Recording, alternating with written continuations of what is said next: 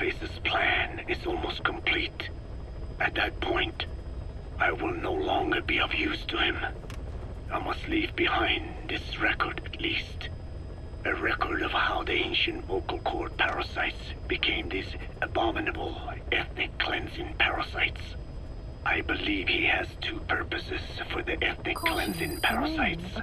The first, as their name suggests, is ethnic cleansing.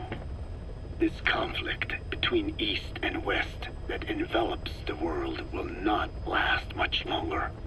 Once the Cold War ends, and the weight of America and the Soviet Union is lifted away, the ethnic conflicts they kept suppressed will all rise to the surface. It is not difficult to imagine that the radical sides will begin cleansing their adversaries. But what if an ethnic cleansing parasite matching the language of the aggressors were to be unleashed? The aggressors would be washed off the earth. At the very least, the idea that retaliation could eradicate your people would prove a powerful deterrent. The second purpose is the Englishization of the world. To cipher the organization, this is probably their main use. Man thinks in words, or rather, words are man's very means of thinking. If you erase a word representing some concept, the concept itself disappears from the world. Nishone means beautiful in Navajo, but the image that comes to mind when we say Nishone differs from the Blagana's beautiful. An azure sky, a rolling landscape, lush greenery. The meaning we place in Nishone has its roots in Dene culture. If we lose the word Nishone, the images of our beautiful homeland would be washed away into oblivion along with it, just as Orwell indicated years ago. Cipher, being based in America, is pushing Englishization for this very reason. Suppose all 5 billion people on this planet come to read, speak, and think in English. Their wills could also be streamlined under English. Cipher's control would be all the easier. Economic governance would progress in leaps and bounds. The ethnic cleansing parasites would be a great aid in accomplishing this goal. There is no need to destroy every language besides English. All they need to do is weaken other dominant languages competing with it. Russian, Chinese, Arabic. If people know they risk their lives speaking such languages, they will flock to the lingua franca that is English. Cipher need not even focus attention on smaller languages. After all, they are already being eaten away by English. Business, education, film, commodities. English has permeated every area of global society. I can see this when I look at young Dene. Some of them have already lost their grasp of the Navajo language. It is said that over 2,000 languages of the world are facing extinction. This very moment, cultural concepts and forms of expression are disappearing forever. The spread of electronic networks gives greater meaning to Englishization. Networks have no national borders. By basing them on a single language, they can penetrate deeper into and between people. That basic point of unity provides the ideal environment for someone who aims to control people's wills. But how does this differ from building the Tower of Babel? The ethnic cleansing parasites attempt to rob man of his words. Such irony. It was the vocal cord parasites that gave words to him in the first place. Ancient man had no language. Unable to produce complex sounds due to the structure of the throat, he could communicate only through simple vocalizations and gestures. Then the vocal cord parasites infected his larynx. Man's transition to walking upright did not gift him solely with intelligence, but also with his voice. At the time, the vocal cord parasites never harmed man. They merely took a small measure of nourishment. In fact, you could call it a symbiotic relationship. Some animal species use particular vocalization patterns to attract a female and reproduce. Songbirds, certain insects, and also the vocal cord parasites. The difference is that the parasites themselves did not produce sounds. Rather, they had their hosts, man, do it for them. Once secure on the human host vocal cords, a male vocal cord parasite caused the host to produce a certain sound pattern, something like a warble of a bird. Meanwhile, females parasitizing other host pharynxes need only wait. Upon hearing the sound pattern of an attractive mate, they would manipulate their hosts into making contact with the person it came from. The female traveled through his host's saliva to the other host's vocal cords, where the male was waiting and the pair copulated. We can only imagine how the female manipulated his host, but it was probably through smell. Smells traveled directly to the limbic system via the olfactory cilia in the nasal cavity. Volatile compounds released by the female would stimulate the limbic system, which controls instincts, making the host feel amorous. This kind of sexual selection naturally led to competition between the male parasites. Males that had their hosts produce sounds perceived by females as more attractive succeeded in copulating and producing offspring. Evolutionary traits caused by sexual selection are curious. The peacock's feathers, the mannequin's dance, the firefly's luminescence pattern. Even with courtship behaviors that are not advantageous to survival, those individuals that excel in them produce offspring, and it escalates with each generation. The same was true of the vocal cord parasites.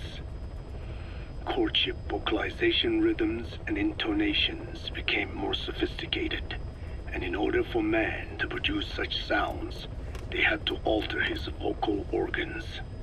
By lowering the position of the larynx and developing resonating chambers, they enabled more complex pronunciations. But that was not all. The vocal cord parasites activated a transcription factor that would later control man's language ability. A protein that, due to its appearance, is called 4-kid box protein P2, or FOXP2. Activating this transcription factor led to the development of brain function capable of creating sophisticated frequency changes. This was the pinnacle of the vocal cord parasite's prosperity. However, this sophisticated pronunciation control was too useful for man to ignore. Once human sexual activity ceased to be only seasonal, and having lost pigment-based sexual characteristics, distinctive vocalizations became the most effective means for humans to attract mates as well. Combined with logic pathways hardwired into the brain, or universal grammar, it was not long before advanced communication was possible. This was the birth of language. Luckily for man, it was around this time that a particular retrovirus was circulating. While not lethal, it infected not only man, but the vocal cord parasites as well. It is presumed that this virus removed part of the parasite's DNA and reverse transcribed it into man's reproductive cells. It was a vector, Among the genes it transcribed were the ones responsible for the production of language. The vocal cord parasite's vocalization genes were written into the human genome. The parasites were no longer of any use to man now. Man could use his voice as he pleased, when he pleased, hindering the parasite's courtship vocalizations. Having lost their opportunity to reproduce, the parasites died out, leaving behind only the transcribed genes. The vocal cord parasites were once in symbiosis with man. Its genes even became a part of his. Humans and parasites are extremely close. As such, it will be extremely difficult for man's immune system to eliminate the vocal cord parasites. Even cutting them out will be no simple matter, which is exactly why these ethnic cleansing parasites are such a formidable weapon. The rise of the vocal cord parasites goes back approximately 300 million years to the Permian period. At that time, they were not even parasites, but predatory autotrophs. They are believed to have been the common ancestor to the Pentastomida and the Cyclops genus of copepods. However, Earth's environment underwent a violent change at the end of the Permian period. The cause is unclear, but evidence suggests that over 90% of the Earth's organisms at that time died out. The most pronounced threat to the protoparasites was the severe reduction in oxygen concentration. The result was cladogenesis, a splitting that gave birth to a new strain that could parasitize other organisms' respiratory apparatus. This survival tactic helped lower their oxygen consumption, and inhabiting the throat kept them securely in contact with inhaled air. The best survivors were those that parasitized the reptiles that flourished at the time. Entering the Triassic period, the reptiles evolved into dinosaurs, and the protoparasites shared in their success.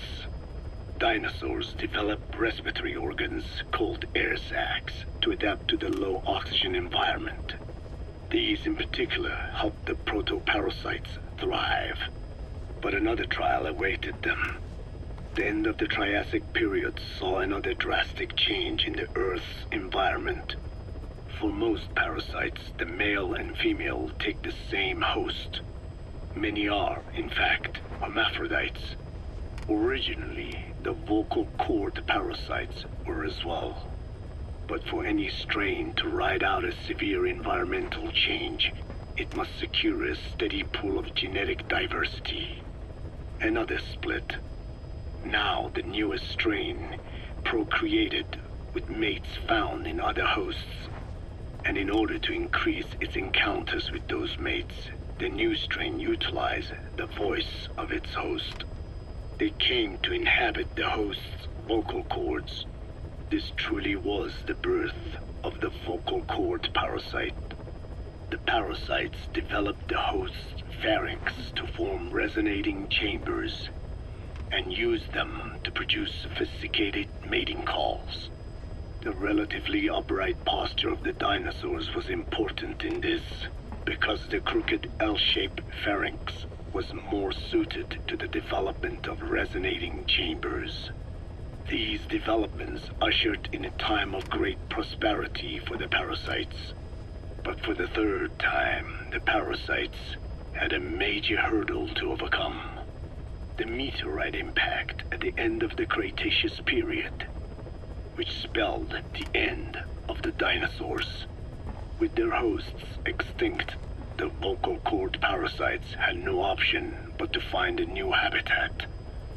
Birds. As genetic successors to the dinosaurs, with functioning air sac apparatus already in place, birds were the perfect choice. But the parasites could not survive in birds that flew at high altitudes with thinner air. So they parasitized ground-dwelling birds and altered their respiratory system for the sake of reproduction. They gave the birds the means to produce sophisticated sounds, the syrinx responsible for chirping.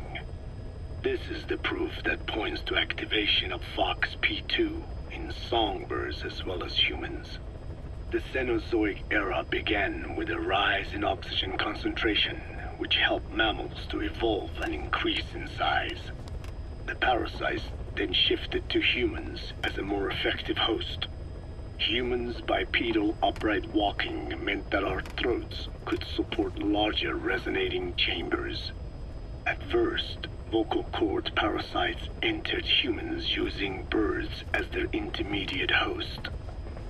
But eventually they changed to conducting their entire life cycle within human hosts.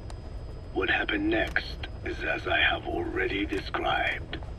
People took the vocalizing prowess given them by the parasites and made it language, and once the parasites could no longer use it as their mating call, they died out.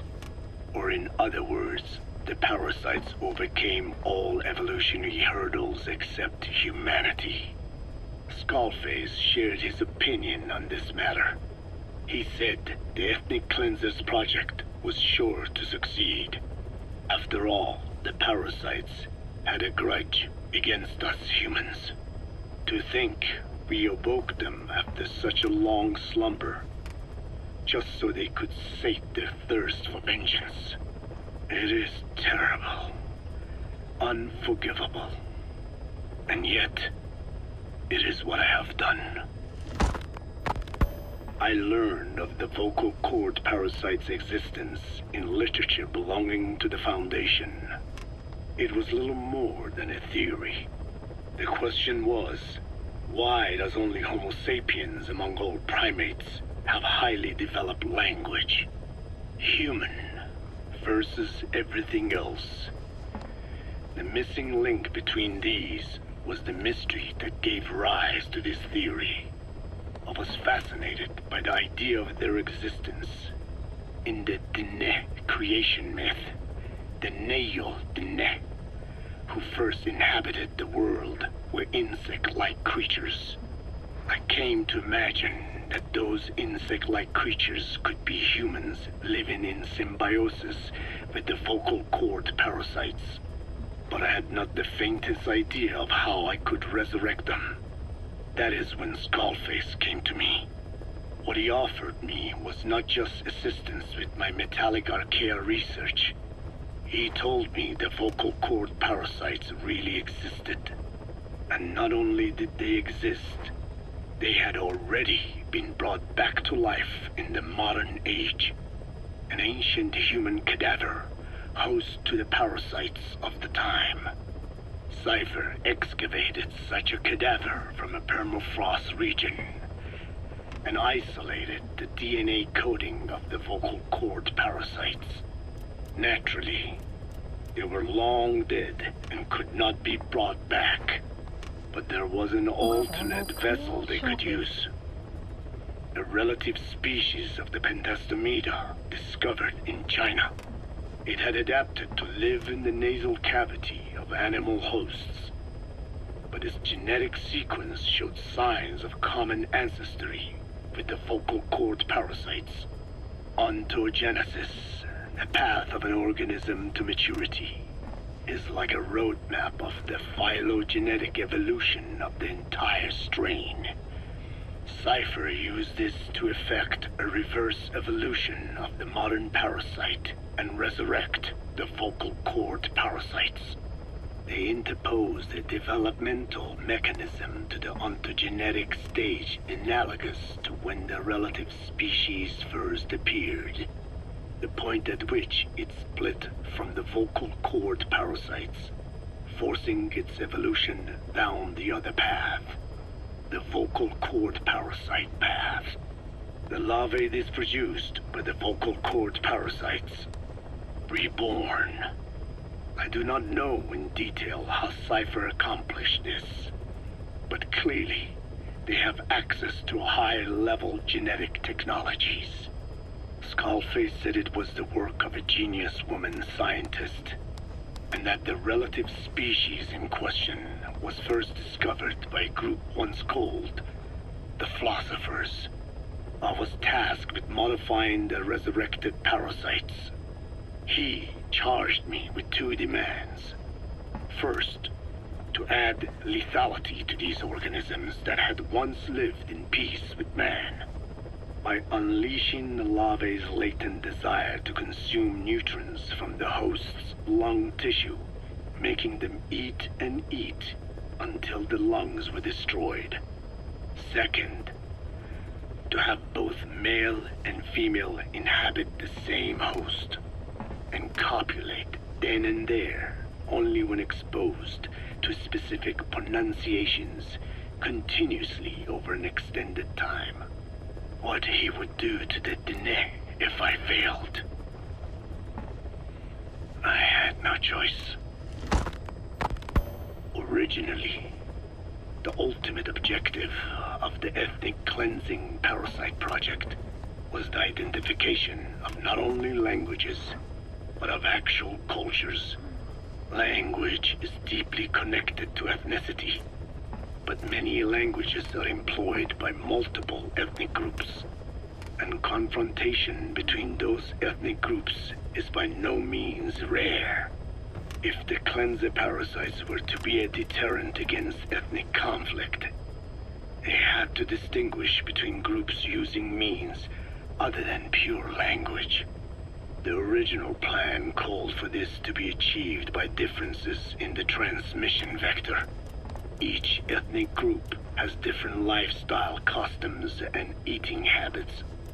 For instance, parasites living in shallow water and taken in through the skin could be used to target rice farming groups, or parasites using cows as their intermediate host would be ineffective against cultures that abstain from eating beef. But that is a lofty goal indeed. The current parasites mainly rely on droplet transmission. It would take extensive time to alter the transmission route. I eventually learned that the Ethnic Cleansers project had been shut down. It was Skullface who put it back into operation. But despite that, he told me to forget about the transmission route and just focus on language identification. I do not know why.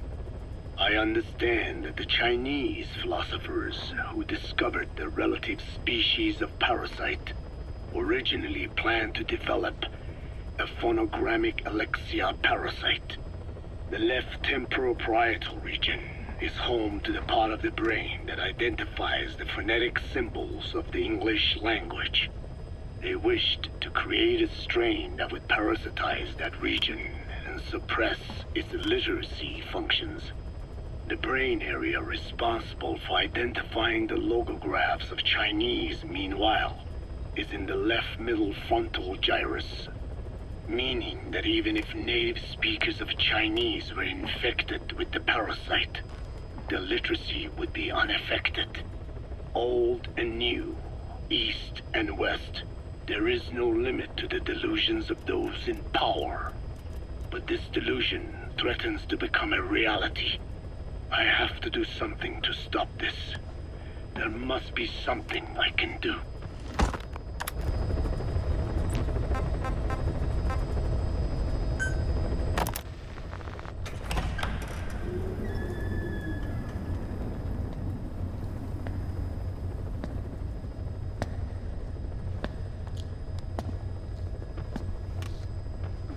Ya'at-e.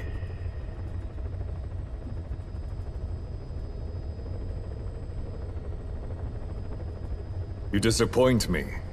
Have you forgotten my face? Leave me be. You won't respond to anyone else, so I figured it must be me you wanted to see. But now you won't even look at me. Have I not suffered enough? Not until you've eased my suffering first. To tell you the truth, old man, I'm in a bit of a bind. It's about your children. You know what I mean? The parasites. The ones that infect a man's throat, killing him if he speaks their language. They must not be allowed to multiply. You are allowed to live only in order to help me. But you don't want to, do you? So why not choose death instead? Because you want to protect the Diné and their land from me. That's your purpose, isn't it? Don't lose sight of that now. It's in your interest to cooperate. Because if you don't... Madness. The parasites can't detect your people's tongue. So I'll just have to resort to more heavy-handed means. I have the greatest respect for your people. I would rather avoid such a thing, but we don't always get our way.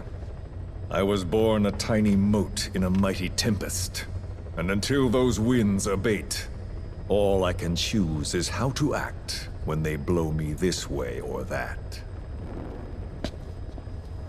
Tell me, Code Talker, what happens to a man infected with a pair of your parasites? Can they be removed? Can the full-blown symptoms be prevented? It is impossible to remove the parasites alone. They have too close an affinity with humans. Then how do you stop the symptoms from developing? All right. I was hoping for an answer now, but perhaps you just need a little more time. I'll be back soon. I've set up shop, not far from here. We'll be seeing a lot more of each other. If you are close by, then it is almost complete. We're in the final phases. All that's left is to see if I can actually disable a nuke, with the help of your metallic archaea. Once that's done, I won't have to return here again, and your suffering will end, as will your people's. We're almost finished, Code Talker, each in our own way. My only regret will be not finishing you. There's nothing stopping you. I'm only alive because you want me that way. Ridiculous. As you wish. My regret is this misunderstanding between us. You and I, our goal is the same. We should be working together. A symbiosis. You do not know my mind. I simply want the Diné bloodline to endure. Really now? You're just another mote in the storm. How you react to all the slings and arrows, that's what counts. That's why you call those squirming monsters your children. What I have done is forbidden. Forgive me, all of you. The world should be left the way it is. You of all men should know that.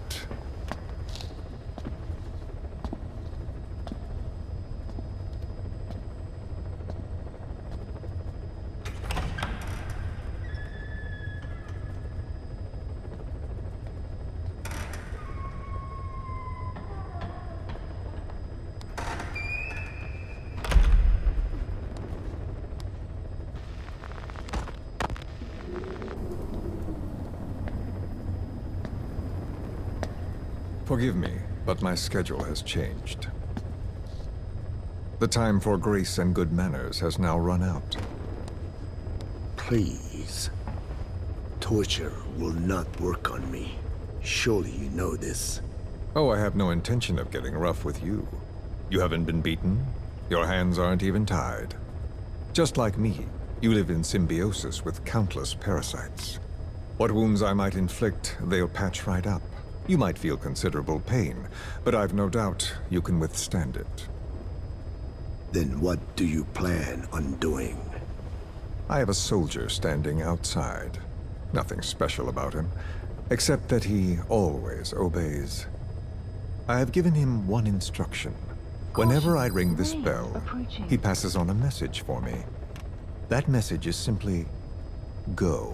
What is this? After that, though, it gets complicated. The message will arrive at a room, a little bigger than this one, nothing special. Some of your people are in this room, surrounded by my men.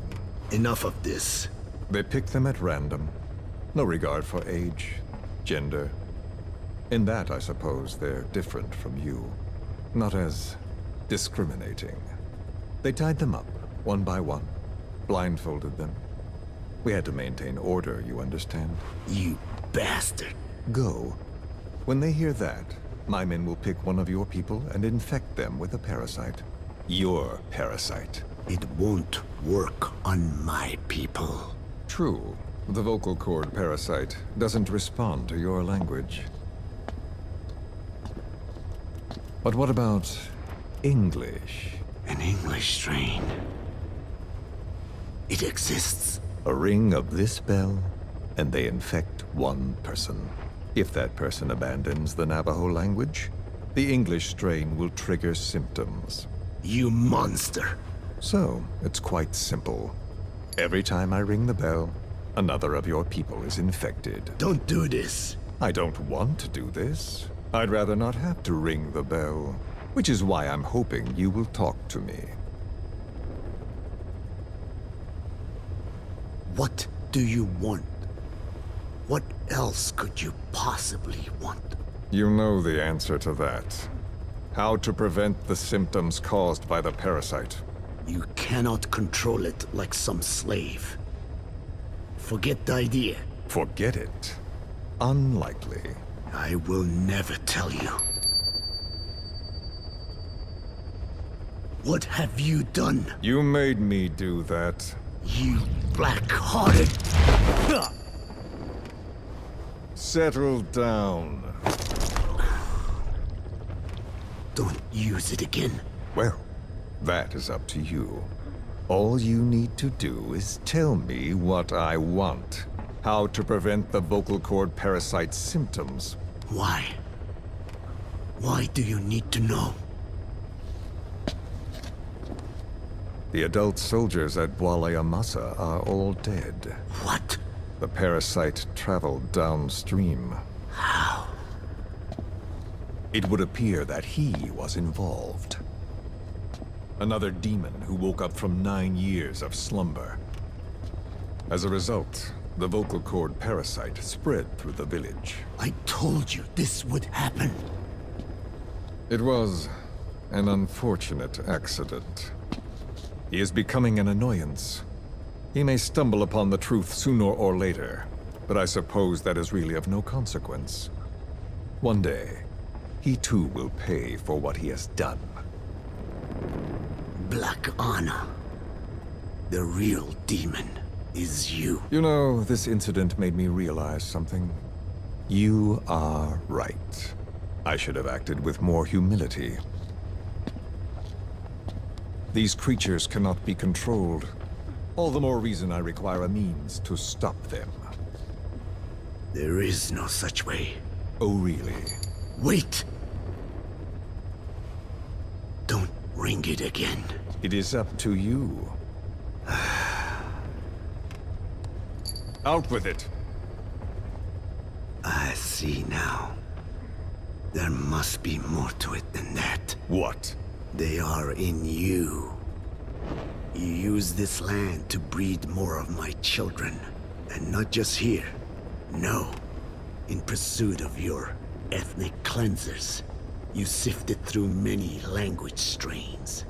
Finding hosts. Breeding more and more. You would have been infected in the process. Infected with countless strains. Most likely your mother tongues as well. Romania, Northern Transylvania. You found that one too. Yes, the Hungarian strain. That responds to the CK's dialect. Silence! Black Anna. It is you who shall pay.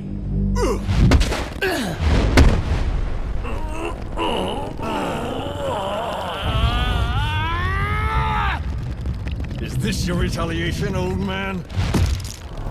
Let my people go, and never bother them again.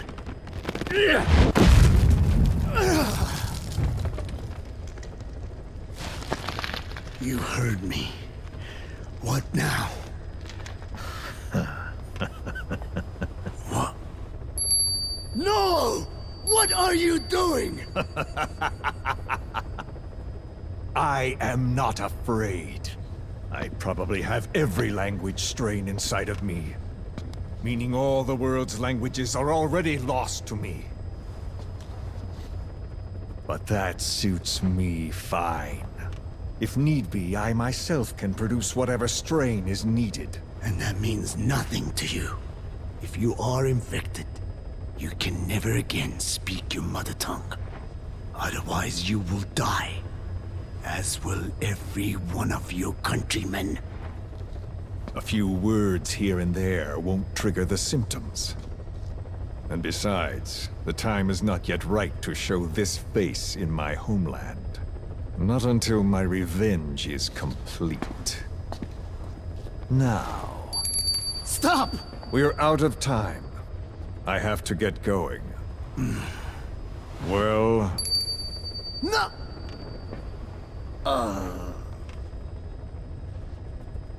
Radiation. It's radiation. Radiation, of course. So it can be used. But how much? I do not know. Radiation denatures their reproductive cells, preventing them from mating. Same principle as the sterilization technique. The reproductive cells are more sensitive to radiation than the rest of the body. But I have not tested it. There is no telling what mutation could result, or how the host may be affected. Not to mention what could happen if this is done post-infection. I don't care. This plan goes into action now. As long as it works, the details can wait. You wouldn't be lying to me, of course, old man. I can guarantee nothing. I owe you my life. My body has been burned on countless occasions, but it survives, thanks to your children.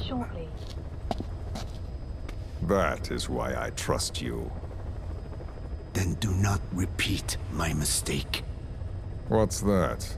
In the West, it is said that the Word became flesh and dwelt among us. In the East, it is said the man of flesh brings spiritual power to words.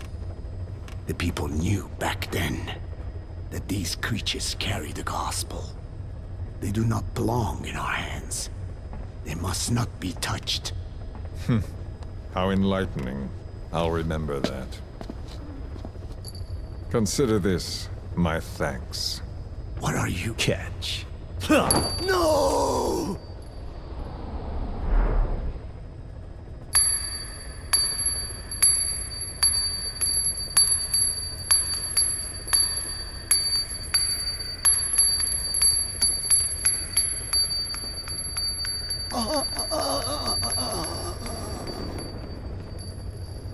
Well then, I'm afraid it really is goodbye this time, Code Talker. Huh?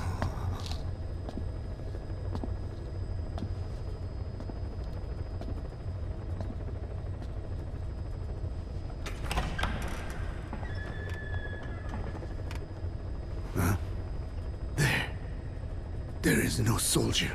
Huh. Now where did he run off to? Huh? Guess he wasn't as obedient as I thought. There never was any soldier. So long. You! How dare you!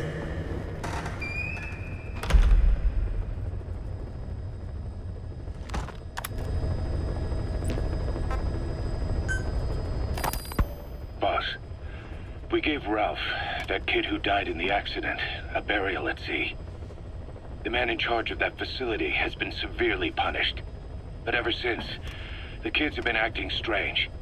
It's obvious they've lost their trust in adults. I was getting reports of them ignoring the staff, or getting insolent, and even violent. And a few days later, several of the kids did a disappearing act. They snuck into choppers and shipping containers and got off base. Why? Your guess is as good as mine. These kids were born in a war zone, and forced to grow up as war fighters. If they're left alone, war is how they'll die. But I thought we showed them there are other reasons to live. I never liked having children on Mother Base. But the thought of them going back to the battlefield and picking up their old lifestyle is something I can't stomach. It makes me think of Chico, 9 years ago. We have to get those kids back. Hell, they know too much about our operation. I never expected even the kids to betray us.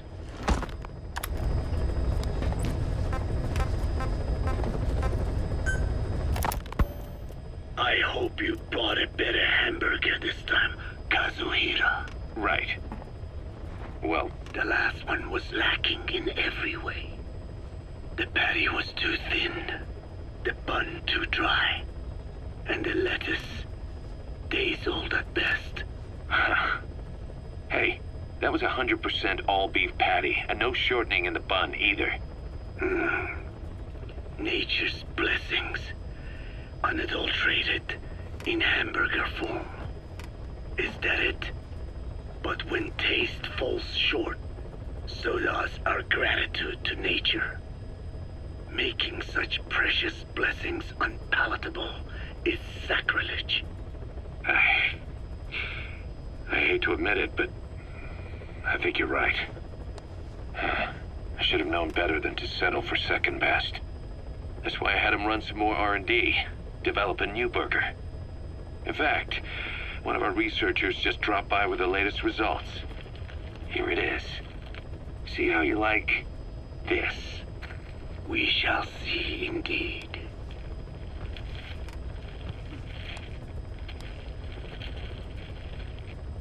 I thank you for this bounty, Mother Earth. So, what's the verdict? Not bad. And? But it does not hold a candle to what I ate back home. Everyone's a critic. Damn it. I was sure the Kobe beef, but maybe we didn't have enough. If we had any more, we're cutting into our profits. Profits? We'll be taking a loss on every unit. What are you talking about? Huh? Oh, anyway, I'll be back with another round of product. I will be waiting. Did you say product?